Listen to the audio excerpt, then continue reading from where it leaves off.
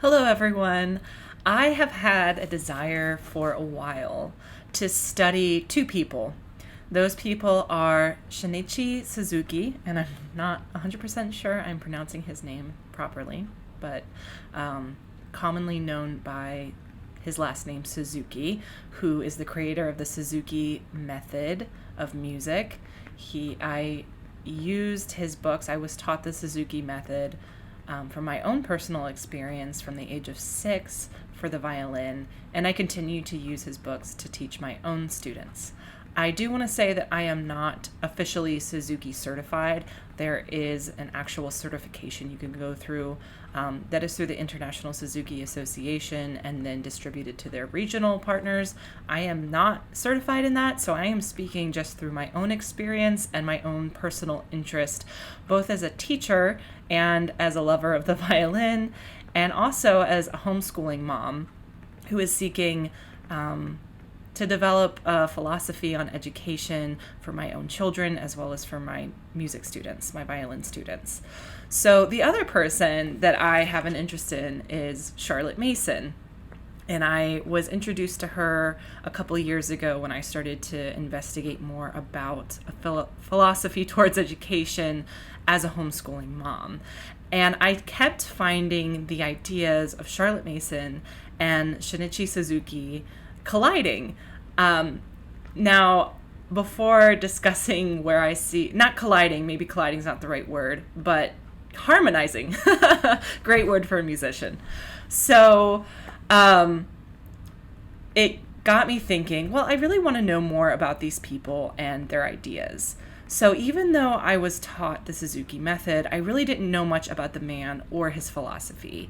So recently I started reading Eri Hota's biography about Shin'ichi Suzuki, which came out just last year. So it's a brand new biography, which is really exciting. As far as I know, no other biography has been done other than his own semi-autobiographical works. So I decided to start reading his works. The first one is Nurtured by Love that I have started reading. So this is just going to be a series on going through this book. And I hope to read more books and discuss them, but for now, let's just dig in.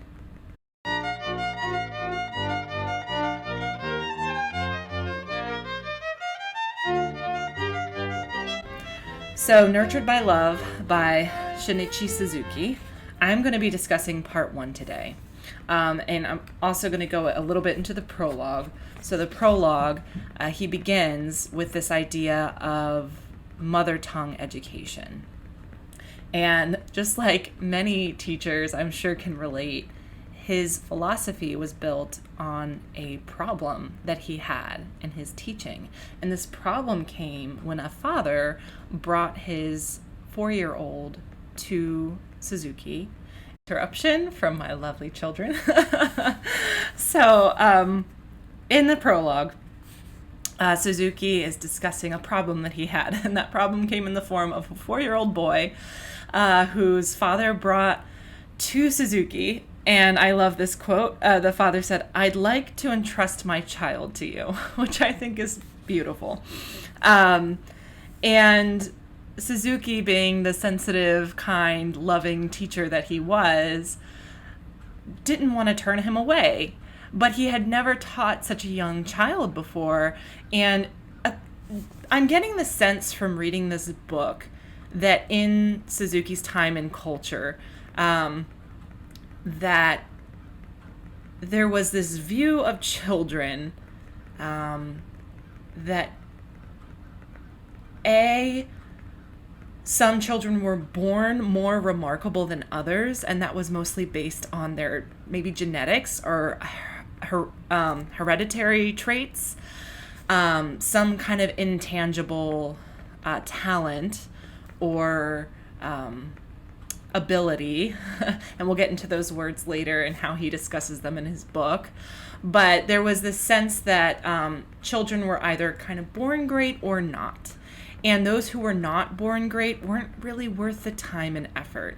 And it's very clear that Suzuki was not wired that way. He loved children and he wanted to gift them with whatever he could. And so when presented with this 4-year-old, he really didn't know what to do. He didn't know what to do with his child. And the way he describes it is he kind of has an aha moment. And he writes this. The prologue begins with, "Oh, children everywhere in Japan are speaking Japanese." So he comes, to this realization that children don't just start to have abilities at age 5 or 6. They're actually born with innate abilities. All children are born with innate abilities, and they are honed by their environment and their kind of education instilled by their teachers and their parents and the people around them. So he comes to realize that he doesn't have to really drastically, that he can work with that child's innate abilities. So this is what he writes in the prologue. "Herein lie the keys to developing ability. 1. As far as mother tongue education goes, children who earn low marks at school and are called dull by birth have acquired superior ability to speak Japanese." And he also goes into dialects, how each child is actually mimicking their own dialects that adults might find very difficult to mimic. Now he says 2. In other words, an educational method for successful development has been applied to every child, contained among the pedagogical conditions of first language acquisition that are in effect from the day a child is born. I found was a method to overshadow every other painstakingly thought out method. 3. All children, without exception, flourish in response to skillful teaching. They are born equipped with this potential. And that particular one really reminds me of, and there are other points of the book that remind me of Charlotte Mason's point that children are born persons. And I think that you can draw a parallel between what Suzuki is teaching and what Charlotte Mason is teaching in that area. They both seem to really have that foundational principle that children are born persons. And therefore, I would say worthy of our nurture and love. And I think that that is the direction that he is going to go in, rather than focusing just on a child's talent or what we perceive as their inward ability, to instead focus on how we are able to nurture that particular child as best we can. And he does later get into children that are born different, are born with challenges, are born with physiological challenges, and how working with them with nurture and love help them be the best that they can be, and that we should be not only satisfied but kind of in awe of their abilities, not comparing them to other children. So that is the prologue. So within section 1 of this book, section 1 is entitled "Ability is Meant to be Fostered." So this is where he's getting into that main idea that a child's talent is fostered by their environment. We could sum it up as nature versus nurture, but I think he's actually trying less to argue that nurture is more important than nature, and rather try to focus on how nurturing develops a child's nature. He doesn't say that particularly, but that's kind of how I would describe it. So he makes a few points. He says time and stimulation as factors. That's just kind of the title of the first section. Time and stimulation as factors ensuring the burgeoning of ability. So it takes time and continuous repetition or stimulation of a child's ability to help them grow on that ability. And within that, he says this: but it is an undeniable fact that abilities once acquired develop into yet higher abilities.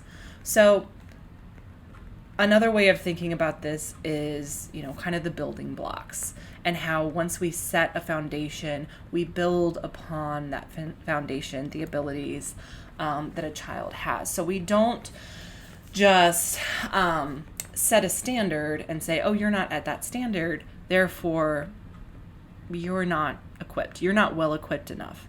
We take the child as they are and work with their natural abilities to perfect them. Maybe not perfect them, but strengthen them. Strengthen and build upon them. So chapter 2, he goes on to say ability is not innate. So this is where, again, I think he's going after some ideas at his time. This idea of, some children just being better than others, or being born with a musical ability, or maybe putting on a child that they are born tone deaf. And he gives this example of a parakeet, and how a parakeet, after a lot of repetition, is actually able to repeat words or phrases or even rhythms. And he gives this example that the first word is, a few thousand repetitions before they're able to get that first word. But the second word might only be 200.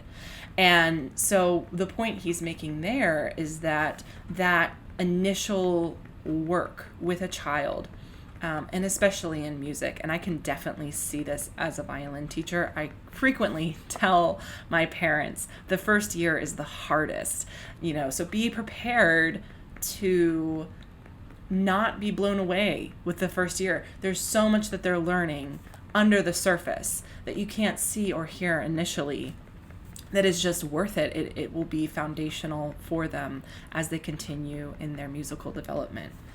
So, this is one of the things he says about whether a child is born tone deaf. I often hear people say, I'm a tone deaf parent, so ... The claim is that therefore the child is tone deaf, and nothing can be done because this is a matter of heredity.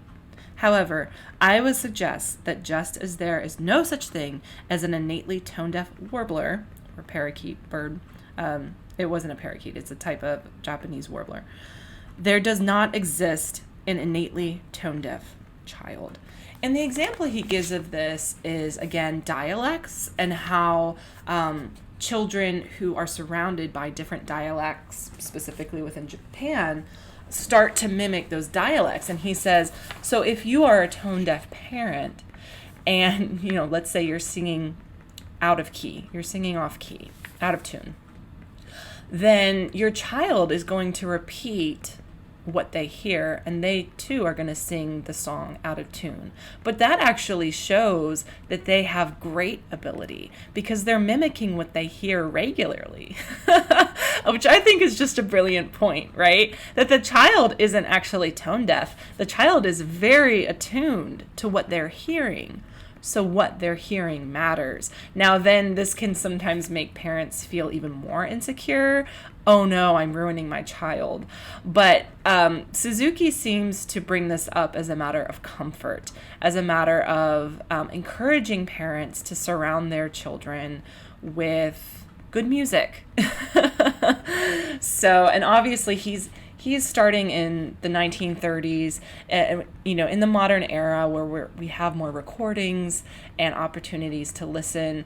I was actually reading in his biography that he was self-taught and that he would listen to records and try to mimic them himself. So this is also somewhat autobiographical, that he came to this realization of he was able to learn by trying to mimic. But he's going even deeper and saying that children are doing that before they're conscious of the fact that they can do that. They are listening and taking in from their environment before they even know that that's what they're doing, and that we as parents are better able to help them, and teachers are better to able to help them by creating an environment that is conducive for learning. So going on with that, he goes on into these different stories, these two girls that were raised by wolves, which apparently it's very disputed if that is real or not. But the point that he's trying to make, again, is let's not judge a child by what we think are their abilities.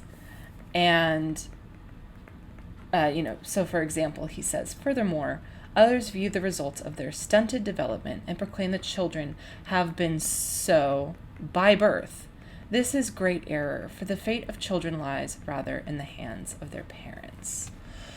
One of the examples he gives again that I really liked, and quite frankly, I don't think that this issue is as disputed in our current time and culture. I don't have many parents who are concerned that, well, my child just will never be good enough. Now, I'm not saying those parents don't exist. I just don't think it's as disputed in our culture. So I'm not going to dwell on this chapter too much, but there was a few things that I did want to mention. One is this paragraph. Suzuki writes, "To be able to adapt to a wolf's sensibilities and habits is indeed the very essence of human nature. Thus, be it Einstein, Goethe, or Beethoven, had he been born in the Stone Age, he would have attained no greater cultural ability than that of the people of that age. The same can be said of the reverse. If I were to receive a Stone Age baby under my tutelage, I would raise him to become a youth who plays Beethoven violin sonatas. Again, if a baby born today were to be reared in a society 5,000 years from now, he would surely adapt to the circumstances of that society." And one reason I highlighted this paragraph is I couldn't help but think of the time in which Suzuki was teaching and how Darwinism would have been a prevailing idea throughout understanding human and child development. And I think what he's saying here is what Charlotte Mason would say, is that children are born persons. And the fact that he's saying I could take a child from the Stone Age and make them play Beethoven sonatas, to me says that he's kind of acknowledging a more eternal aspect of who a person is. So I thought that was interesting. The other area, I liked this. So he gives he tells this story. I'll just read it. "One day, the mother of one of my students stopped by to see me. Her son was an excellent student who practiced well and had developed a fine musical sense. 'Mr. Suzuki, will my child ever amount to anything?' I laughed as I answered her question. 'No, ma'am, he won't be a thing.'" Again, just kind of a funny story in terms of how he, I think, believes the Charlotte Mason principle that children are persons. And he continues to write along the story. "But to me, it starkly reveals the calculating educational attitude that they are allowing their children to try the violin only if the children might turn out to be special. And this always compels me to respond in jest, as in the above. The mother looked surprised by my answer, so I elaborated, which was kind of him. 'But your child would be a fine human being. That's sufficient, isn't it? I'd recommend avoiding the implication that it's not worth the effort unless he's particularly gifted, and that you'll have him give up the training otherwise. It feels to me, when parents question whether a child will amount to anything, that behind the question lurks an unwholesome view of the child as potentially a usable thing, or worse, a profitable thing. I prefer to think that a parent nurturing a child should be satisfied with helping the child develop to whatever degree possible toward becoming an accomplished and beautiful-hearted person, and to head toward a path of happiness. If the child develops respectably as a human being, a respectable path will open up for him. On the other hand, if the parent makes him hopeless as a human being, the child has no choice but to walk along a hopeless path. Your child's violin playing is developing wonderfully. Let's you and I together continue our efforts to refine his heart." I love that so much. And, I love one, because I definitely can relate. I do think that parents, even if they start with the intention of wanting just their child to be happy and just to develop as a human being in a well-rounded way, there is a point where you wonder, is anything going to become of this? Because parents pour money and time and effort to help their child develop in this. And, especially if a parent themselves does not feel adequate musically to help their child, it's a very normal insecurity to wonder if it's worth their time or if their child is worth the effort. And so I think it's beautiful that he helped this mother kind of go back to the main purpose. And that's not to say that a child's musical development doesn't matter. And, I think that's why he assured her with your child's violin playing is developing wonderfully. And that is our job as teachers, is to help assure the parent, not to kind of give them this false security, but to help remind them of what goes into musical development beyond just maybe measurable skills that they can see, that there's much more to helping the child be a better person.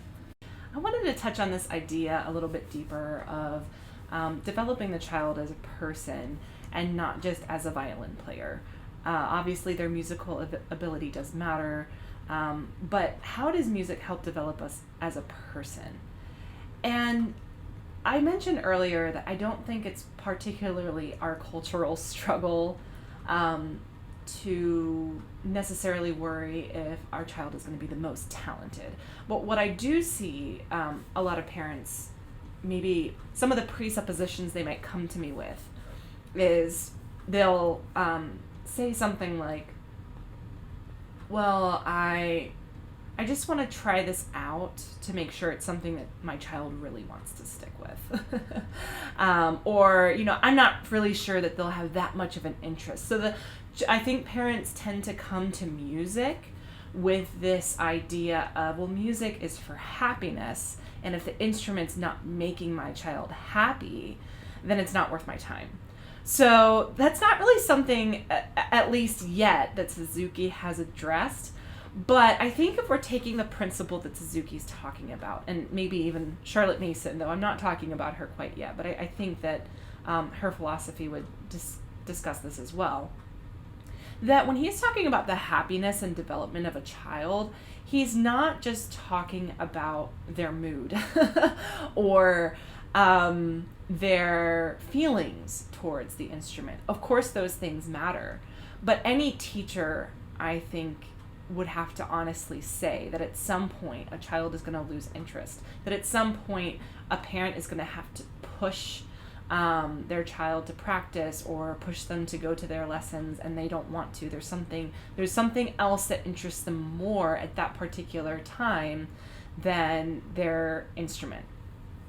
And so my encouragement to parents is to think about music not just as something that puts their child in a good mood.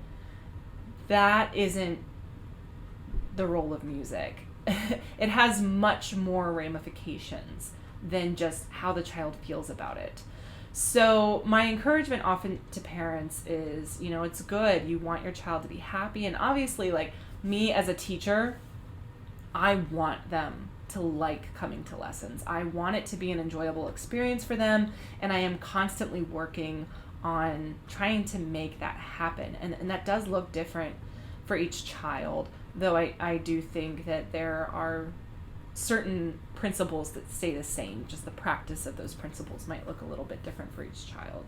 But my encouragement to parents is to remind them that part of developing as a good and happy person is learning to push through those struggles, is learning to overcome those challenges. And much like the girl that he talks about with polio, who was consistently dropping her bow, and I'm sure she probably fell behind many of her peers. That must have been a very frustrating experience for both her and her mother.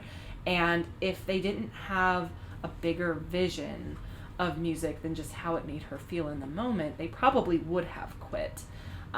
with which at that point it's not really the teacher's responsibility anymore. I think for the teacher, it's important to want to help both the student and the parent love it and want to pursue that ability, want to increase in that ability, and want to push through some of the pain that comes with learning and growing that a child goes through. So I think that that's important to remember, that if you're coming to music as a parent with an attitude of just, well, as long as my child likes this, we'll stick with it. Just be ready to quit. Be ready to quit, because your child's going to come to a crossroads and you're going to have to determine if you want to push through that or not. And I'll often tell parents, when I started violin, one of the things my mom said to me, she gave me the option of which instrument to learn. She asked me if I even wanted to learn. That was important to her. But once I decided that I did and I wanted to, she told me, you're not quitting. You're not going to quit. We will keep taking lessons until you finish high school. And I'm really glad that that was the expectation in my household, because there absolutely were times where I did not want to practice, where I did not have interest, where I didn't think I would improve anymore. And if I had not kept playing, I wouldn't have known my own abilities. Even through college, I remember reaching a point where I thought, this is it. I cannot get any better than this, which is very much against Suzuki's philosophy. But I just thought, I'll just keep playing so I can maintain what I have. But I really didn't think I would get better. And I have found that I actually have been able to improve in certain areas just through the persistence of playing. And I have not had personal lessons in over 10 years. So it is very possible to continue in your abilities and developing those abilities even beyond childhood. So I wanted that to be a note of encouragement to parents and a reminder that their happiness is much deeper than how they feel about the thing in that time and place. So I really loved that.